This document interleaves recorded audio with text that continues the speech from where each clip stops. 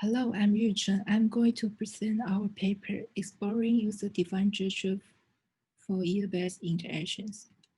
Thanks to advances in wearable technologies, wearable devices have become increasingly powerful. Among many body locations, human ears is an appealing body part for commercially popular hand-worn devices, such as smart earpieces or augmented glasses.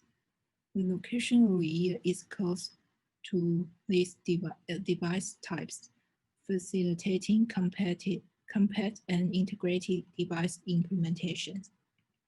Furthermore, human ear contain rich form factors. Previous work have shown that rich, rich eyes-free mobile interaction can be enabled by applying immediate gesture around ears, touching or deforming ears. However, these studies show how interaction with the ears is possible from mainly a technical perspective. In our study, we have attempted to discover what kind of input gesture are suitable for users and perceive their mental models. We collected 31 frequently used tasks on smart devices. Also, to avoid legacy bias, we instruct participants to understand the function of the task with object animation. In each task session, participants will watch an animation and then design a unique gesture with one hand.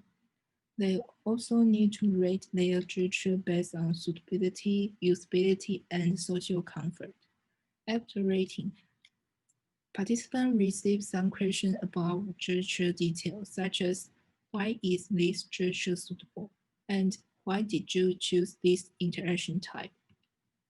In our experiment, we prepared two computers. One was for showing task animation, the other was for gesture recording. We didn't have any sensor to detect gestures. We recorded 28 participants aged from 20 to 34 years old. All were familiar with touch and gesture input. Finally, we collected 860 edge gesture from 28 participants and 31 tasks. For analysis, three researchers labeled these gestures independent and then used an affinity diagram to discover anything. To understand overall gesture preference, we extend the taxonomy from previous work, adding deformation into form and 7 subcategories for locale. The special sublocale is location doesn't matter, which participants didn't care where they have touch. They only focus on the action of the touch.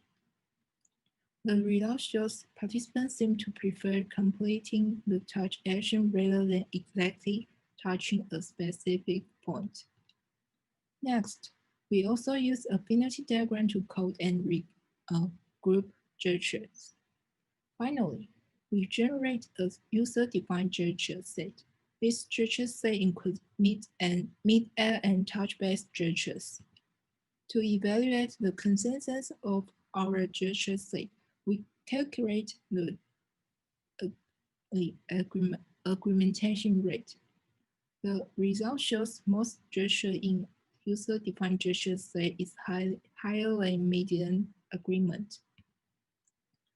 We learned from interview that participants use media gesture because of their, their greater spatial freedom.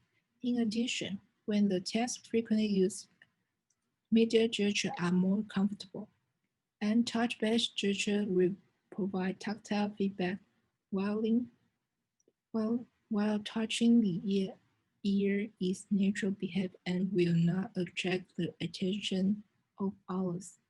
So most participants said that they would like to choose different methods based on the nature of the task. About design rationale of touch-based gesture, In addition, the aforementioned touch location doesn't matter. The other is location mapping. For example, the round shape of robot and Chen gas made participants think of the home button or button. So they would like to press robot to trigger go to home screen task. There are only a few deformation gestures in our study because frequently deforming the ear may cause discomfort. From those deformation gestures, we find that deformation action will vary by duration, deformation quantity, and direction. Participants tend to deform only specific ear parts, lobe, helix, and or whole ear.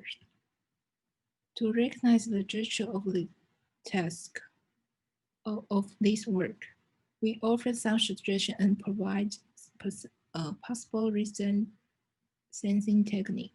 For major gesture, hand and finger tracking and recognition are required.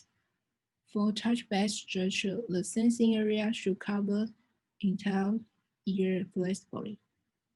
And detecting position and multiple touch is also required. For deformation gesture, earput and ear touch can detect large and small deformation of the ears. We explore user-defined gesture for the ear-based interaction and summarize the insight of user-design rationale and provide design suggestions. For more information, please see our paper.